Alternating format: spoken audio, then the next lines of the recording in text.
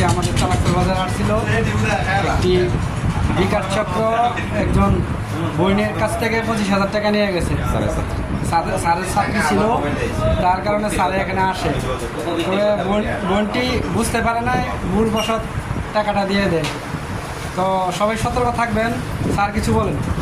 না, এটি ও মানে বিশেষ করে আমাদের কলেজের ছাত্রী, তার রোল নাম্বার সহ সকল তথ্যাদি যখন তাকে ফোনে বলা হলো, সরল মনা মেয়েটা তার ওটিপি নাম্বার পর্যন্ত তাকে বলে দিল। এবং একই সাথে প্রতারণার একটা চক্র হলো এরকম যে তাকে তার মানে নাম্বারে ব্যালেন্সটাকে বাড়ানোর কথা বলে মানে বিকাশের দোকান থেকে তার মানে ফোন নাম্বারে আরও টাকা মানে আপলোড করার পরে তারা সমুদ্র টাকা তার কাছ থেকে নিয়ে গেছে। যার জন্য একেবারে আমাকে ফোন করার সাথে সাথে আমি আসলাম।